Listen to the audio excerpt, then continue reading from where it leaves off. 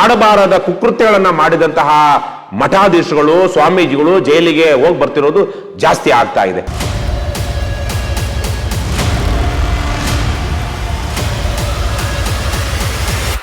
ಈ ಮಠಾಧೀಶ ಜೈಲಿಗೆ ಹೋದ್ರೂ ದೊಡ್ಡ ಮಟ್ಟದಲ್ಲಿ ವಿರೋಧ ಬಂದಿಲ್ಲ.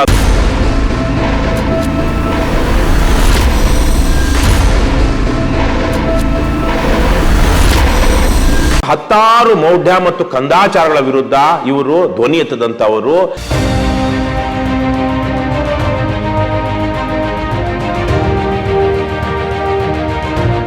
ತೀರ್ಪೇ ದೋಷದಿಂದ ಕೂಡಿದೆ, ಇದು ದೋಷಯುಕ್ತ ತೀರ್ಪು, ದೋಷ ಮುಕ್ತರನ್ನಾಗಿ ಮಾಡಿರುವಂತಹ ತೀರ್ಪೇ ದೋಷಯುಕ್ತ.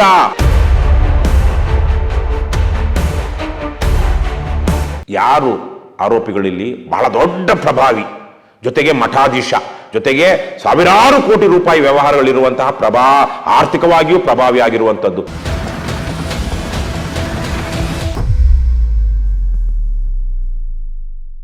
ವೀಕ್ಷಕರೇ ನಮಸ್ಕಾರ, ತಮಗೆಲ್ಲರಿಗೂ ದಿ ಫೈಲ್ ಎಕ್ಸ್ಪ್ಲೇನರ್ಗೆ ಸ್ವಾಗತ. ನಾನು ರವಿಕೃಷ್ಣ ರೆಡ್ಡಿ. ನಿಮ್ಗೆ ಗೊತ್ತಿರುವ ಹಾಗೆ ಚಿತ್ರದುರ್ಗದ ಮುರುಘಾ ಮಠ ಬಹಳ ಪ್ರಸಿದ್ಧವಾದದ್ದು ಮತ್ತೆ 4-5 ಶತಮಾನಗಳ ಇತಿಹಾಸ ಇರುವಂತಹದ್ದು. ಆ ಮುರುಘಾ ಮಠದ ಡಾಕ್ಟರ್ ಶಿವಮೂರ್ತಿ ಸ್ವಾಮೀಜಿ ಎನ್ನುವಂತಹವರು ಅಪ್ರಾಪ್ತ ವಯಸ್ಕರ ಮೇಲೆ ಅತ್ಯಾಚಾರ ಮಾಡಿದ್ದಾರೆ ಅನ್ನುವಂತಹದ್ದು ಇತ್ತೀಚಿನ ವರ್ಷಗಳಲ್ಲಿ ಕರ್ನಾಟಕವನ್ನೇ ಗಾಬರಿಪಡಿಸಿದಂತಹ ವಿಚಾರ. ಯಾವ್ಯಾವುದೋ ಕಾರಣಕ್ಕಾಗಿ ಜನರು ಮಠಗಳಿಗೆ ಹೋಗ್ತಾರೆ, ತಮ್ಮ ಧಾರ್ಮಿಕ ಗುರುಗಳ ಹತ್ರ ಹೋಗ್ತಾರೆ, ನಡ್ಕೊಳ್ತಾರೆ, ಒಂದು ನಿಷ್ಠೆ ಭಕ್ತಿಯನ್ನ ತೋರಿಸ್ತಾರೆ. ಆ ನಿಷ್ಠೆ ಮತ್ತು ಭಕ್ತಿಯನ್ನ ಆ ಮಠದ ಮುಖಂಡರಾಗಿರುವಂತಹ ಮಠಾಧೀಶರು ಅಥವಾ ಧಾರ್ಮಿಕ ಸಂಸ್ಥೆಗಳ ಮುಖ್ಯಸ್ಥರಿಗೂ ಹೆಚ್ಚಿನ ರೀತಿಯಲ್ಲಿ ತೋರಿಸ್ತಾ ಹೋಗ್ತಾರೆ. ಹಲವು ಸಂದರ್ಭಗಳಲ್ಲಿ ಅವರು ತಪ್ಪು ಮಾಡಿದ್ದಾರೆ ಅಂತ ಗೊತ್ತಾದ್ರೂ ಸಹ ಜನರು ಅವರನ್ನ ಸಮರ್ಥನೆ ಮಾಡ್ಕೊಳ್ತಾರೆ ಅಥವಾ ಅವರ ವಿರುದ್ಧವಾಗಿ ಏನೋ ಒಂದು ಷಡ್ಯಂತ್ರ ನಡೆದಿದೆ ಅಂತ ಭಾವಿಸ್ತಾರೆ. ಈ ಮುರುಘಾ ಮಠದ ಸ್ವಾಮೀಜಿಗಳ ವಿಚಾರಕ್ಕೆ ಹಾಗೆ ನೋಡಿದ್ರೆ ಬಹುಸಂಖ್ಯಾತ ಜನ ಅಲ್ಲಿ ಅಕ್ರಮ ಆಗಿದೆ, ಮೋಸ ಆಗಿದೆ, ಅತ್ಯಾಚಾರ ಆಗಿದೆ, ವಿಶ್ವಾಸದ್ರೋಹ ಆಗಿದೆ ಅನ್ನೋದನ್ನ ನಂಬಿರೋದು ಇತ್ತೀಚಿನ ದಿನಗಳಲ್ಲಿ ಕರ್ನಾಟಕದಲ್ಲಿ ವಿಶೇಷವಾಗಿ ಕಂಡಂತಹ ವಿದ್ಯಮಾನ. ಅದರಿಂದಲೇ ಚಿತ್ರದುರ್ಗದ ಭಾಗದಲ್ಲಿ ಬಹಳ ಪ್ರಭಾವಶಾಲಿ ಆಗಿದ್ರು ಈ ಮಠಾಧೀಶ ಜೈಲಿಗೆ ಹೋದ್ರೂ ದೊಡ್ಡ ಮಟ್ಟದಲ್ಲಿ ವಿರೋಧ ಬಂದಿಲ್ಲ ಅನ್ನೋದನ್ನು ಸಹ ನಾವು ನೋಡಬಹುದು. ನಮ್ಮ ದೇಶದಲ್ಲಿ ಈ ತರಹಕ್ಕೆ ಮಾಡಬಾರದ ಕುಕೃತ್ಯಗಳನ್ನ ಮಾಡಿದಂತಹ ಮಠಾಧೀಶಗಳು ಸ್ವಾಮೀಜಿಗಳು ಜೈಲಿಗೆ ಹೋಗಿ ಬರ್ತಿರೋದು ಜಾಸ್ತಿ ಆಗ್ತಾ ಇದೆ. ಉತ್ತರ ಭಾರತದಲ್ಲಿ ಆಸಾರಾಮ್ ಬಾಪು ಅನ್ನುವಂತಹ ವ್ಯಕ್ತಿ ಅಪ್ರಾಪ್ತ ವಯಸ್ಕರಿಂದ ಹಿಡಿದು ಮಹಿಳೆಯರನ್ನ ದುರುಪಯೋಗ ಪಡಿಸ್ಕೊಂಡಿದ್ದು, ಅದೇ ತರಕ್ಕೆ ಡೇರಾ ಸಚ್ಚಾ ಸೌದಾ ಅನ್ನುವಂತಹ ಒಬ್ಬ ಧಾರ್ಮಿಕ ಗುರು ಅಂತ ಹೇಳ್ಕೊಳ್ಳುವಂತಹ ವ್ಯಕ್ತಿ, ಆತ ಸುಮಾರು 20-30 ಸಲ ಪೆರೋಲ್ ಮೇಲೆ ಹೊರಗೆ ಬಂದಿದ್ದಾನೆ ಅನ್ನುವಂಥದ್ದನ್ನ CNN.com ಅವರು ವರದಿ ಮಾಡ್ತಾರೆ ಇತ್ತೀಚೆಗೆ. ಅದೇ ರೀತಿಯಲ್ಲಿ ಕರ್ನಾಟಕ ವಿಚಾರಕ್ಕೆ ಬಂದಾಗ ಡಾಕ್ಟರ್ ಶಿವಮೂರ್ತಿ ಸ್ವಾಮೀಜಿ ಮುರುಘಾ ಮಠದವರು ಅವರು ಈಗ ಆಚೆ ಇದ್ದಾರೆ ಜಾಮೀನಿನ ಮೇಲೆ. ಆದ್ರೆ ಹಲವು ತಿಂಗಳು ವರ್ಷಗಳ ಕಾಲ ಅವರು ಜೈಲಲ್ಲಿದ್ರು. ನಿಮ್ಗೆ ಈ ಪ್ರಕರಣ ಗೊತ್ತಿದೆ.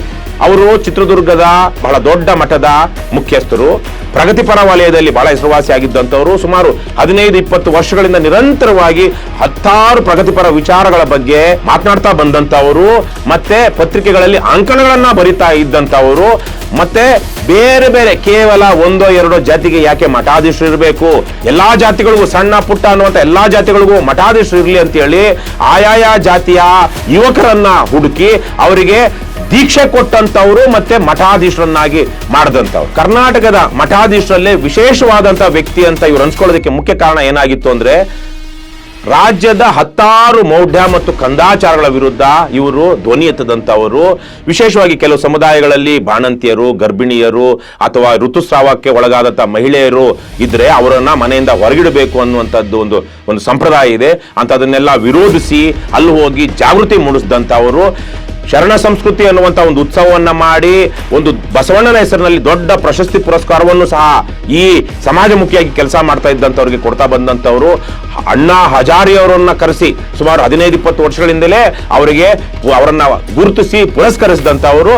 ವಿಶೇಷವಾಗಿ ಈ ರಾಜ್ಯದ ವೈಚಾರಿಕ ವಲಯದಲ್ಲಿ, ಪ್ರಗತಿಪರ ವಲಯದಲ್ಲಿ ಒಳ್ಳೆಯ ಸ್ವಾಮೀಜಿ ಇದ್ದರೆ ಮಠಾಧೀಶರು ಈ ತರಕ್ಕಿರಬೇಕು ಅಂತ ಹೆಸರು ಪಡೆದುಕೊಂಡಿದ್ದಂಥವ್ರು. ಆದರೆ ಇಂತಹ ವ್ಯಕ್ತಿಯೂ ಸಹ ತನ್ನ ಸಂಸ್ಥೆಯಲ್ಲಿ ಓದ್ತಾ ಇರುವಂತಹ ಅಪ್ರಾಪ್ತ ವಯಸ್ಕರ ಮಕ್ಕಳನ್ನು ಸಹ ದುರ್ಬಳಕೆ ಮಾಡಿಕೊಂಡಿದ್ದಾನೆ, ಅತ್ಯಾಚಾರ ಮಾಡಿದ್ದಾನೆ ಅಂತಂದಾಗ ಜನ ನಿಜಕ್ಕೂ ಗಾಬರಿ ಆದ್ರು. ಮತ್ತೆ ಅದೇ ಕಾರಣದಿಂದಾಗಿಯೇ ಅವರು ಇದು ಮಾಡಬಾರದ ಪಾಪ ಅನ್ನುವಂಥ ಕಾರಣಕ್ಕಾಗಿಯೇ ಬಹಳ ಜನ ಆ ಸ್ವಾಮೀಜಿಯ ಪರವಾಗಿ ಮಾತನಾಡದೆ ಸ್ವಾಮೀಜಿಯ ವಿರುದ್ಧವಾಗಿ ನಿಲ್ಲುವಂತ ಮನಸ್ಥಿತಿಯನ್ನು ಸಹ ಬೆಳೆಸ್ಕೊಂಡ್ರು. ಇದು ಬಹಳ ನಾವು ಗಂಭೀರವಾಗಿ ನೋಡಬೇಕಾದಂತಹ ವಿಚಾರ. ಈ ಮುರುಘಾ ಮಠದ ಸ್ವಾಮೀಜಿ ಆಗಿದ್ದಂತಹ ಡಾಕ್ಟರ್ ಶಿವಮೂರ್ತಿ ಅವರು ವಾಸ ಮಾಡ್ತಿದ್ದಂತಹ ಮಠಕ್ಕೂ ಮತ್ತು ಆ ವಿದ್ಯಾರ್ಥಿನಿ ನಿಲಯಕ್ಕೂ ನೇರವಾಗಿ ಸಂಪರ್ಕ ಕಲ್ಪಿಸೋದಕ್ಕೆ ಒಂದು ಸ್ಕೈ ವಾಕ್ ಸಹ ಇತ್ತು ಅಂತ ಆರೋಪ ಕೇಳಿಬಂದಿತ್ತು. ಅದರ ಜೊತೆಗೆ ಅವರು ಅಪರಾತ್ರಿಯಲ್ಲಿ ಆ ಮಕ್ಕಳನ್ನ ಕರೆಸಿಕೊಂಡು ಅತ್ಯಾಚಾರ ಮಾಡ್ತಾ ಇದ್ರು ಅನ್ನುವಂತಹದ್ದು ಆರೋಪ. ಇದರಲ್ಲಿ ಮೈಸೂರಿನಲ್ಲಿ ಒಡನಾಡಿ ಅನ್ನುವಂಥ ಸಂಸ್ಥೆಯವರ ಗಮನಕ್ಕೆ ಈ ವಿಚಾರ ಬಂದು ಅವರು ಮೈಸೂರಿನಲ್ಲಿ FIR ಮಾಡ್ತಾರೆ 2022-23 ಸುಮಾರಿನಲ್ಲಿ. ತದನಂತರದಲ್ಲಿ ಗೊತ್ತಾದಂತಹ ಮಾಹಿತಿ FIR ತನಿಖೆ ಅವೆಲ್ಲ ಆದಮೇಲೆ ಗೊತ್ತಾಗಿದ್ದೇನು ಅಂದ್ರೆ ಈ ಡಾಕ್ಟರ್ ಶಿವಮೂರ್ತಿ ಅವರು ತಮ್ಮ ವಿದ್ಯಾರ್ಥಿನಿ ನಿಲಯದಲ್ಲಿ ವಾಸ ಮಾಡ್ತಿದ್ದಂತಹ ಆದಿ ಕರ್ನಾಟಕ ಸಮುದಾಯಕ್ಕೆ ಸೇರಿದಂತಹ ಮಕ್ಕಳನ್ನ ಕರೆಸಿಕೊಂಡು ಅತ್ಯಾಚಾರ ಮಾಡಿದ್ರು ಅನ್ನುವಂತಹದ್ದು. ಅದಕ್ಕೆ ಸಹಕರಿಸಿದವರು ಯಾರು? ಆ ಹಾಸ್ಟೆಲ್ನ ವಾರ್ಡನ್ ಆಗಿದ್ದಂತಹ ಒಬ್ಬ ಮಹಿಳೆ. ಮತ್ತು ಈ ವಿಚಾರವಾಗಿ ಆರೋಪಿ 3 ಅಂತ ಯಾರನ್ನ ಪರಿಗಣಿಸುತ್ತೆ ಪ್ರಾಸಿಕ್ಯೂಷನ್ ಅಂದ್ರೆ, ಈ ವಿಚಾರ ಗೊತ್ತಿದ್ರು ಯಾವುದೇ ತರಹದ ಕ್ರಮ ಕೈಗೊಳ್ಳದ ಈ ಮಠದ ಕಾರ್ಯದರ್ಶಿ ಆಗಿದ್ದಂತಹ ವ್ಯಕ್ತಿ. ಇವೆಲ್ಲವನ್ನ ಇಟ್ಟುಕೊಂಡು 16 ಸಾಕ್ಷ್ಯಗಳನ್ನ ತೆಗೆದುಕೊಂಡು ಆ ಮಕ್ಕಳ ಸಾಕ್ಷ್ಯಗಳನ್ನ ಪಡೆದುಕೊಂಡು ಸಂಬಂಧಪಟ್ಟಂತಹ ಸಾಂದರ್ಭಿಕ ಸಾಕ್ಷ್ಯಗಳನ್ನೆಲ್ಲವನ್ನ ಸೇರಿಸಿ ಇವರು ಕೋರ್ಟ್ ಅಲ್ಲಿ ಪ್ರಾಸಿಕ್ಯೂಷನ್ ಮಾಡುತ್ತೆ. ಇದರ ಬಗ್ಗೆ ತನಿಖೆ ಆದ ಮೇಲೆ ನ್ಯಾಯಾಲಯಕ್ಕೆ ದೋಷಾರೋಪಣೆ ಪಟ್ಟಿ ಸಲ್ಲಿಸಲಾಗುತ್ತೆ. ಚಾರ್ಜ್ ಶೀಟ್ ಆದ ತಕ್ಷಣಕ್ಕೆ ಈ ಡಾಕ್ಟರ್ ಶಿವಮೂರ್ತಿ ಅವರನ್ನ ಬಂಧಿಸಲಾಗುತ್ತೆ. ಬಂಧನದ ನಂತರ ವಿಚಾರಣೆ ಬೇರೆ ಪ್ರಕರಣಗಳಿಗಿಂತ ತ್ವರಿತಗತಿಯಲ್ಲಿ ಪ್ರಕರಣ ವಿಚಾರಣೆಗೆ ಒಳಪಡುತ್ತೆ. ವಿಚಾರಣೆಗೆ ಒಳಪಟ್ಟು ತದನಂತರದಲ್ಲಿ ಇದೇ ಕಳೆದ ವರ್ಷ 26/11/2025 ಈ ನ್ಯಾಯಾಲಯ ಈ ಮುರುಘಾ ಶರಣರು ಈ ಪರ್ಟಿಕ್ಯುಲರ್ ಪ್ರಕರಣದಲ್ಲಿ ದೋಷ ಮುಕ್ತರು, ನಿರಪರಾಧಿಗಳು ಅಂತ ಆದೇಶ ಕೊಡುತ್ತೆ. ಈಗ ಪ್ರಾಸಿಕ್ಯೂಷನ್ ಅವರ ಅಭಿಪ್ರಾಯ ಏನು? ಕೆಳ ಹಂತದ ಕೋರ್ಟ್ನಲ್ಲಿ ಈ ಪ್ರಕರಣದಲ್ಲಿ ನಾವು ಸಾಕಷ್ಟು ಸಾಕ್ಷ್ಯಾಧಾರಗಳನ್ನ ಕೊಟ್ಟಿದ್ರು, ಸಾಂದರ್ಭಿಕ ಸಾಕ್ಷ್ಯಗಳಿದ್ರೂ ಸಹ ನ್ಯಾಯಾಲಯ ಹಲವು ಪ್ರಮುಖ ಅಂಶಗಳನ್ನ, ಗಂಭೀರ ಅಂಶಗಳನ್ನ ಪರಿಗಣಿಸದೆ ತಿರಸ್ಕರಿಸಿ ಈ ಡಾಕ್ಟರ್ ಶಿವಮೂರ್ತಿ ಶಿವಶರಣರನ್ನ ದೋಷ ಮುಕ್ತರನ್ನಾಗಿ ಮಾಡಿದೆ ಅಂತ ಅಭಿಪ್ರಾಯಪಟ್ಟಿದೆ. ಇದು ವಿಶೇಷ ಪ್ರಕರಣ. ಯಾಕೆ ಅಂದ್ರೆ ಅತ್ಯಾಚಾರಕ್ಕೆ ಒಳಗಾಗಿದ್ದಂತಹ ವ್ಯಕ್ತಿಗಳು ಅವರು ಅಪ್ರಾಪ್ತ ವಯಸ್ಕರು, ಮಕ್ಕಳು. ಇದು ಪೋಕ್ಸೋ ಪ್ರಕರಣ. ಇದು ನಾನ್ ಬೇಲಬಲ್ ಅಫೆನ್ಸ್. ಎಷ್ಟೋ ಸಲಕ್ಕೆ ಎಷ್ಟೇ ದೊಡ್ಡ ಮನುಷ್ಯರಾದ್ರೂ ಅವರಿಗೆ ಬೇಲ್ ಸಿಗೋದಿಲ್ಲ. ಇತ್ತೀಚಿನ ದಿನಗಳಲ್ಲಿ ಬಹಳ ದೊಡ್ಡ ಮಟ್ಟದ ಕಾನೂನು ಹೋರಾಟವನ್ನ ಮಾಡಿ ಯಡಿಯೂರಪ್ಪನವರು ಜೈಲಿನಿಂದ ಹೊರಗಡೆ ಇರೋದು ಸಹ ಇಂತಹ ಒಂದು ಪೋಕ್ಸೋ ಪ್ರಕರಣದಲ್ಲಿಯೇ. ಈ ಪೋಕ್ಸೋ ಪ್ರಕರಣ ಬಿತ್ತು ಅಂದ್ರೆ ಅದು ಬಹಳ ಗಂಭೀರವಾದ ಪ್ರಕರಣ, ಮತ್ತೆ ಜಾಮೀನು ಪಡ್ಕೊಳ್ಳೋದಿಕ್ಕೆ ಆಗೋದಿಲ್ಲ. ಇಂತಹ ಪ್ರಕರಣದಲ್ಲಿ ಈಗ ಜನ ನ್ಯಾಯಾಲಯದ ಮೇಲೆ ನಂಬಿಕೆ ಇಟ್ಟಿರುವಂತಹ ಸಂದರ್ಭಗಳಲ್ಲಿ ನ್ಯಾಯಾಲಯ ಕೆಲವು ಅಂಶಗಳನ್ನ ಪರಿಗಣಿಸದೆ ಹೋಗಿದೆಯೇ ಅನ್ನುವಂತಹದ್ದು ನಮ್ಮ ಮುಂದೆ ಇರುವಂತಹ ಪ್ರಶ್ನೆ. ಈ ಪ್ರಶ್ನೆ ನಮ್ಮ ಮುಂದೆ ಅಲ್ಲ ಇರುವಂತಹದ್ದು, ಪ್ರಾಸಿಕ್ಯೂಷನ್ ಮುಂದೆ ಇರುವಂತಹದ್ದು. ಹಾಗಾಗಿ ಪ್ರಾಸಿಕ್ಯೂಷನ್ ಯಾವೆಲ್ಲ ವಿಚಾರಗಳನ್ನ ಕೆಳ ಹಂತದ ನ್ಯಾಯಾಲಯ ಪರಿಗಣಿಸದೆ, ಗಮನಿಸದೆ ಇವರಿಗೆ ದೋಷ ಮುಕ್ತರನ್ನಾಗಿ ಮಾಡಿ ತೀರ್ಪು ಕೊಟ್ಟಿದೆ ಅನ್ನುವಂಥದ್ದನ್ನ ಅವರು ಬಹಳ ಕುಲಂಕುಷವಾಗಿ ಸ್ಟಡಿ ಮಾಡಿ ಈಗ ಮೇಲ್ಮನವಿ ಸಲ್ಲಿಸಲು ಅರ್ಹ ಪ್ರಕರಣ ಇದು ಅಂತೇಳಿ ಸರ್ಕಾರಕ್ಕೆ ವರದಿ ಕೊಟ್ಟಿದ್ದಾರೆ. ಈಗ ಈ ಸರ್ಕಾರದ ವಿಶ್ವಾಸಾರ್ಹತೆಯೂ ಪ್ರಶ್ನೆ ಬರುತ್ತೆ. ನಿಮ್ಗೆ ಗೊತ್ತಿರಬಹುದು, ಇವರನ್ನು ದೋಷ ಮುಕ್ತರನ್ನಾಗಿ ಮಾಡಿದ ತಕ್ಷಣಕ್ಕೆ ಏನು ಬಹಳ ದೊಡ್ಡ ವಿಜಯೋತ್ಸಾಹ ನಡೀಲಿಲ್ಲ. ಸಮಾಜದಲ್ಲಿ, ಮಾಧ್ಯಮಗಳಲ್ಲಿ ನಾವು ನೋಡಿದ ಹಾಗೆ, ಸೋಷಿಯಲ್ ಮೀಡಿಯಾದಲ್ಲಿ ನೋಡಿದ ಹಾಗೆ ಒಂದು ರೀತಿಯ ಬೇಸರ, ಸಿನಿಸಿಸಮ್ ಜನರಲ್ಲಿ ಈ ಪ್ರಕರಣದಿಂದ ಉದ್ಭವ ಆಯಿತು. ದೊಡ್ಡವರು ತಮ್ಮ ಪ್ರಭಾವಗಳನ್ನ ಬಳಸಿ ದೋಷ ಮುಕ್ತರನ್ನಾಗಿ ಮಾಡಿಕೊಳ್ಳೋದಿಕ್ಕೆ ಈ ವ್ಯವಸ್ಥೆಯಲ್ಲಿ ಅವಕಾಶ ಇದೆ ಅನ್ನುವಂಥ ವಿಚಾರಗಳನ್ನ ಅಥವಾ ಅಭಿಪ್ರಾಯಗಳನ್ನ ಜನ ವ್ಯಕ್ತಪಡಿಸಿದ್ರು. ಇದೇ ಒಂದು ಪ್ರೆಷರ್ ಇವಾಗ ಪ್ರಾಸಿಕ್ಯೂಷನ್ ಮೇಲೇನೂ ಇದೆ. ಹಾಗಾಗಿ ಈ ಪ್ರಕರಣ ಮೇಲ್ಮನವಿ ಸಲ್ಲಿಸೋದಿಕ್ಕೆ ಯಾವೆಲ್ಲ ರೀತಿಯಲ್ಲಿ ಅರ್ಹ ಅನ್ನೋದಿಕ್ಕೆ ಸುಮಾರು ಒಂದು 10-12 ಅಂಶಗಳನ್ನ ಇವತ್ತು ಈ ಪ್ರಾಸಿಕ್ಯೂಷನ್ ಅವರು ಸರ್ಕಾರಕ್ಕೆ ಕೊಟ್ಟಿದ್ದಾರೆ. ಈಗ ಸರ್ಕಾರ ಮೇಲ್ಮನವಿ ಹೋಗುತ್ತೋ ಬಿಡುತ್ತೋ ಅನ್ನುವಂಥದ್ದು ನಮ್ಮ ಮುಂದೆ ಇರುವಂತಹ ಪ್ರಶ್ನೆ. ಆದರೆ ಯಾವ ಅಂಶಗಳನ್ನ ಈ ಪ್ರಾಸಿಕ್ಯೂಷನ್ ಅವರು ಈ ಕೆಳ ಹಂತದ ನ್ಯಾಯಾಲಯ ಪರಿಗಣಿಸಿಲ್ಲ. ಹಾಗಾಗಿ ತೀರ್ಪೇ ದೋಷದಿಂದ ಕೂಡಿದೆ, ಇದು ದೋಷಯುಕ್ತ ತೀರ್ಪು, ದೋಷ ಮುಕ್ತರನ್ನಾಗಿ ಮಾಡಿರುವಂತಹ ತೀರ್ಪೇ ದೋಷಯುಕ್ತ ಅಂತ ಪ್ರಾಸಿಕ್ಯೂಷನ್ ಅವರು ಏನ್ ಹೇಳ್ತಾರೆ ಅಂತ ಒಂದ್ ಸ್ವಲ್ಪ ಗಮನಿಸೋಣ. ನಿಮ್ಗೆಲ್ಲ ಗೊತ್ತಿರಲಿ, ಈ ಇಡೀ ಪ್ರಕರಣವನ್ನ ಆರಂಭದಿಂದಲೂ ದೊಡ್ಡ ಮಟ್ಟದಲ್ಲಿ ವರದಿ ಮಾಡ್ತಾ ಬಂದಿದ್ದು ದಿ ಫೈಲ್. FIR ಆದ ದಿನವೇ ತಕ್ಷಣವೇ ಡಾಕ್ಟರ್ ಶಿವಮೂರ್ತಿ ಅವರ ಫೋಟೋ ಹಾಕಿ ಹೀಗೆ ಇವರ ಮೇಲೆ ಅತ್ಯಾಚಾರದ ಆರೋಪ ಬಂದಿದೆ ಅಂತ ಹೇಳಿ ವರದಿ ಮಾಡಿದ್ದು ದಿ ಫೈಲ್. ಅಲ್ಲಿ ತನಕ ಯಾರೊಬ್ಬ ಪ್ರಭಾವಿ ಸ್ವಾಮೀಜಿ ಅಂತ ಬೇರೆ ಮಾಧ್ಯಮದವರು ವರದಿ ಮಾಡ್ತಾ ಇದ್ರು. ಆದರೆ ಮೊದಲ ಬಾರಿಗೆ ಡಾಕ್ಟರ್ ಶಿವಮೂರ್ತಿ ಅವರ ಹೆಸರು ಹೇಳಿ ಇದೇ ಮಠಾಧೀಶನ ವಿರುದ್ಧ ಒಂದು ಅತ್ಯಾಚಾರದ ಆರೋಪ ಬಂದಿದೆ ಅನ್ನುವಂಥದ್ದನ್ನ ವರದಿ ಮಾಡಿದ್ದು, ತದನಂತರದಲ್ಲಿ ನಿರಂತರವಾಗಿ ಇಡೀ ಪ್ರಕರಣವನ್ನ ಕುಲಂಕುಷವಾಗಿ ವರದಿ ಮಾಡ್ತಾ ಬಂದಿರುವಂತಹದ್ದು ದಿ ಫೈಲ್. ಈಗ ಈ ಮೇಲ್ಮನವಿ ವಿಚಾರಕ್ಕೆ ಬಂದಾಗ ಕೇವಲ 1-2 ದಿನಗಳ ಹಿಂದೆ ನಡೆದಿರುವಂತಹ ಬೆಳವಣಿಗೆ ಅಂದರೆ ಈ ಮೇಲ್ಮನವಿ ಸಲ್ಲಿಸೋದಿಕ್ಕೆ ಇದು ಅರ್ಹ ಅನ್ನುವಂತಹ ಏನು ಪ್ರಾಸಿಕ್ಯೂಷನ್ ಮಾಹಿತಿ ಕೊಟ್ಟಿದೆ ಅದು ಕೇವಲ ದಿ ಫೈಲ್ಗೆ ಮಾತ್ರ ಇವತ್ತು ಲಭ್ಯ ಇದೆ. ಇವತ್ತು ನಾವು ಅದನ್ನ ನಿಮ್ಮ ಮುಂದೆ ಇಡ್ತಾ ಇದೀವಿ. ಪ್ರಾಸಿಕ್ಯೂಷನ್ ಯಾವೆಲ್ಲ ಕಾರಣಗಳಿಂದಾಗಿ ಇದು ಮೇಲ್ಮನವಿ ಸಲ್ಲಿಸೋದಿಕ್ಕೆ ಅರ್ಹ ಅಂತ ಹೇಳಿದೆ ಅನ್ನೋದನ್ನ. ನೊಂದ ಬಾಲಕಿಯು ಲೈಂಗಿಕ ಅತ್ಯಾಚಾರ ನಡೆದ ಸಮಯಕ್ಕೆ ಅಪ್ರಾಪ್ತ ವಯಸ್ಕಳಾಗಿದ್ದಳು ಎಂಬುದು ಸ್ಪಷ್ಟವಾಗಿ ಕಂಡು ಬರುತ್ತದೆ. ಇದಂತೂ ಅವರ ವಯಸ್ಸಿನ ಆಧಾರದ ಮೇಲೆ ಬರುತ್ತೆ.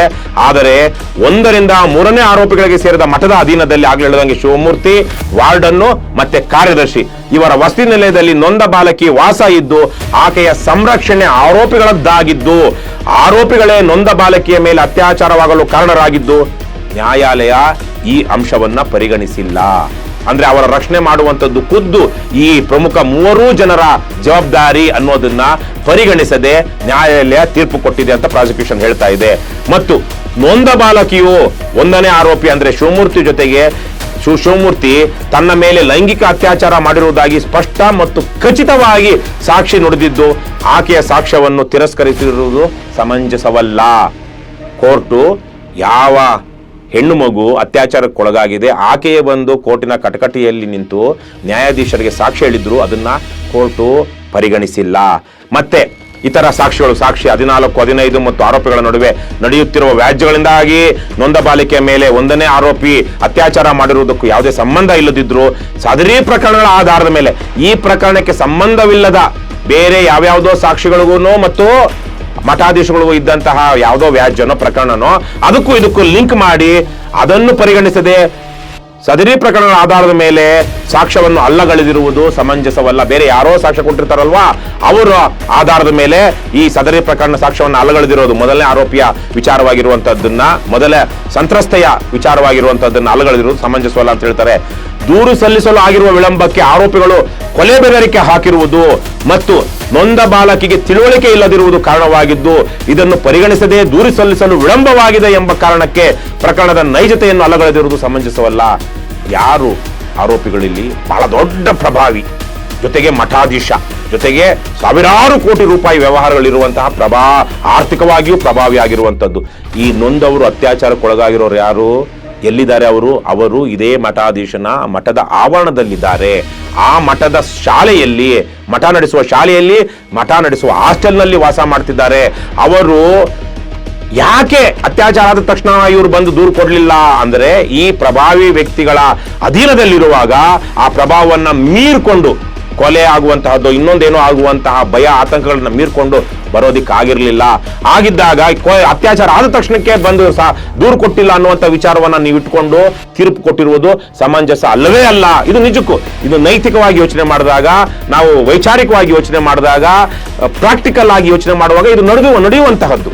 ಎಷ್ಟೋ ಸಲಕ್ಕೆ ಪ್ರಜ್ವಲ್ ರೇವಣ್ಣ ಅವರ ವಿಚಾರದಲ್ಲಿ ನಾವು ನೋಡಿದ್ವಿ, ಕೊನೆಗೆ ಅದು ವಿಡಿಯೋಗಳು ಲೀಕ್ ಆದ ಮೇಲೆ ಧೈರ್ಯವಾಗಿ ಅಥವಾ ಒತ್ತಡಕ್ಕೊಳಗಾಗಿ ಬಂದ್ರೆ ಹೊರತು ಅತ್ಯಾಚಾರಕ್ಕೆ ಒಳಗಾಗುವಂತ ಸಂದರ್ಭದಲ್ಲಿ ಆ ನೊಂದ ಮಹಿಳೆಯರು ಮುಂದೆ ಬರಲಿಲ್ಲ. ಯಾಕೆಂದ್ರೆ ಪ್ರಭಾವಿಗಳು, ಅತ್ಯಾಚಾರ ಮಾಡಿದಂಥವ್ರು ಪ್ರಭಾವಿಗಳು.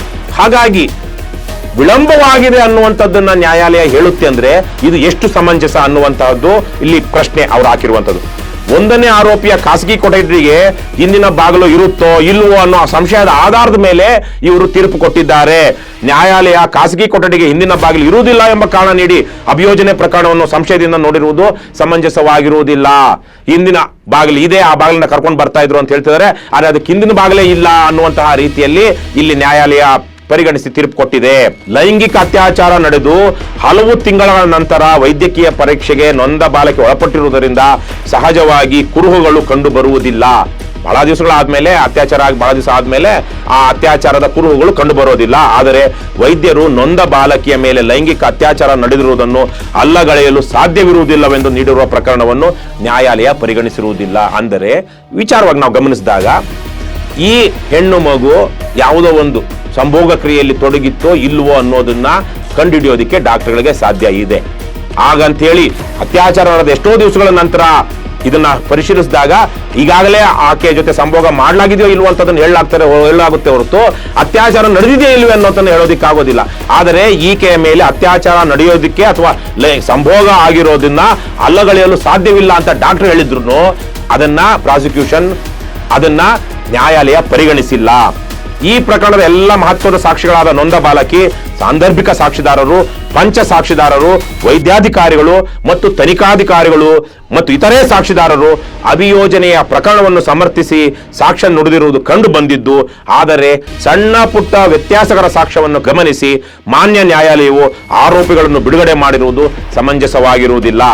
ಹಾಗಾಗಿ ಇವೆಲ್ಲ ಮೇಲ್ಕಂಡ ಎಲ್ಲಾ ಕಾರಣಗಳಿಂದ ನ್ಯಾಯಾಲಯದ ತೀರ್ಪನ್ನು ಪ್ರಶ್ನಿಸಿ ಮೇಲ್ಮನವಿ ಸಲ್ಲಿಸುವುದು ಅಗತ್ಯವಾಗಿರುತ್ತದೆ. ಆದ್ದರಿಂದ ಮಾನ್ಯ ಉಚ್ಚ ನ್ಯಾಯಾಲಯದಲ್ಲಿ ಮೇಲ್ಮನವಿ ಸಲ್ಲಿಸಲು ಇದು ಯೋಗ್ಯ ಪ್ರಕರಣವಾಗಿದೆ. ಅಂದರೆ ಹೈಕೋರ್ಟ್ನಲ್ಲಿ ಈಗ ನಾವು ಅಪೀಲ್ ಹೋಗಲೇಬೇಕು. ಇದು ಸೂಕ್ತವಾದಂತಹ ಯೋಗ್ಯ ಅರ್ಹ ಪ್ರಕರಣ. ಈ ಪ್ರಕರಣದಲ್ಲಿ ನಾವು ಮೇಲ್ಮನವಿ ಹೋಗಲಿಲ್ಲ ಅಂದ್ರೆ ಆರೋಪಿತರು ಅಥವಾ ಅಪರಾಧಿಗಳಾಗಿರಬಹುದಾದಂತಹ ಆರೋಪಿಗಳು ಈಗಲೇ ದೋಷ ಮುಕ್ತರಾಗಿ ಅವರು ನ್ಯಾಯದ ಪರಿಧಿಗೆ ಬರದೆ ಹೋಗುವಂತದ್ದಾಗ್ಬಿಡುತ್ತೆ ಅನ್ನುವಂಥ ಅಭಿಪ್ರಾಯವನ್ನ ಈ ಪ್ರಾಸಿಕ್ಯೂಷನ್ ಹೇಳಿದೆ. ಈಗ ಸರ್ಕಾರದ ಮುಂದೆ ಈ ವಿಚಾರ ಇದೆ. ಯಾವೆಲ್ಲ ಪ್ರಭಾವಗಳಿಗೆ ಸರ್ಕಾರ ಒಳಗಾಗುತ್ತೆ, ಈ ಕಡೆ ಜನರ ಒತ್ತಡಕ್ಕೆ ಅಥವಾ ನ್ಯಾಯದ ಒತ್ತಡಕ್ಕೆ ಮಣಿಯುತ್ತೋ ಅಥವಾ ಆರೋಪಿತರಾಗಿರುವಂತಹ ಪ್ರಭಾವಿಗಳ ಒತ್ತಡಕ್ಕೆ ಮಣಿಯುತ್ತೋ ಅನ್ನೋದ್ರ ಮೇಲೆ ಇದು ಮೇಲ್ಮನವಿ ಹೋಗುತ್ತೋ ಇಲ್ವೋ ಅನ್ನುವಂಥದ್ದು ನಿಂತಿದೆ. ನಾವೆಲ್ಲರೂ ಈ ವಿಚಾರವಾಗಿ ಕಾದು ನೋಡೋಣ. ಈ ಪ್ರಕರಣದಲ್ಲಿ ಮುಂದಿನ ಮೇಲ್ಮನವಿ ಹೋಗುವಂತಹ ಸಂದರ್ಭ ಬಂದಾಗ ಮತ್ತಷ್ಟು ಅಪ್ಡೇಟ್ಗಳೊಂದಿಗೆ ನಿಮ್ಮೊಂದಿಗೆ ನಾವು ಹಾಜರಾಗ್ತೀವಿ. ಅಲ್ಲಿಯವರೆಗೂ ನಮಸ್ಕಾರ. ಇವತ್ತು ನಾನು ನಿಮ್ಮಲ್ಲಿ ಒಂದು ಮನವಿ ಮಾಡ್ತಾ ಇದ್ದೀನಿ. ದಿ ಫೈಲ್ ಕಳೆದ 3 ವರ್ಷಗಳಿಂದ ಯಾರ ಮುಲಾಜಿಗೂ ಒಳಗಾಗದೆ ನಿಷ್ಪಕ್ಷಪಾತವಾಗಿ ತನಿಖಾ ವರದಿಗಳನ್ನ ನಿಮ್ಮ ಮುಂದೆ ಇಡ್ತಾ ಇದೆ. ಕೋವಿಡ್ ಹಗರಣ ಆಗಿರಬಹುದು, ಶಿಕ್ಷಕರ ನೇಮಕಾತಿಯಲ್ಲಿನ ಅಕ್ರಮವಾಗಿರ್ಬೋದು, ಸರ್ಕಾರದ ಹಲವಾರು ಭ್ರಷ್ಟಾಚಾರಗಳನ್ನ ದಾಖಲೆ ಸಮೇತ ಬಯಲು ಮಾಡ್ತಾ ಇದೆ. ನಮ್ಮ ಈ ವರದಿಗಳನ್ನ ಆಧರಿಸಿ ತನಿಖಾ ಆಯೋಗಗಳು ರಚನೆ ಆಗಿದೆ. ನಮ್ಮ ಸಂಸ್ಥೆ ಹೀಗೆ ನಿರಂತರವಾಗಿ ನಿರ್ಭೀತಿಯಿಂದ ಸ್ವತಂತ್ರವಾಗಿ ಮುಂದುವರಿಯೋದಕ್ಕೆ ನಿಮ್ಮ ಸಹಾಯ ಅತ್ಯಗತ್ಯ. ಹಾಗಾಗಿ ನನ್ನ ಮನವಿ, ಡಿಸ್ಕ್ರಿಪ್ಷನ್ ಬಾಕ್ಸ್ ನಲ್ಲಿರುವಂತಹ ಲಿಂಕ್ ಬಳಸಿ ಅಥವಾ ಈ ವಿಡಿಯೋದಲ್ಲಿ QR ಕೋಡ್ ನ ಸ್ಕ್ಯಾನ್ ಮಾಡಿ ನಿಮ್ಮ ಕೈಲಾದಷ್ಟು ಹಣ ಡೊನೇಟ್ ಮಾಡಿ. ಈ ಮೂಲಕ ಸ್ವತಂತ್ರ ಪತ್ರಿಕೋದ್ಯಮವನ್ನ ಬೆಂಬಲಿಸಿ. ನಮಸ್ಕಾರ.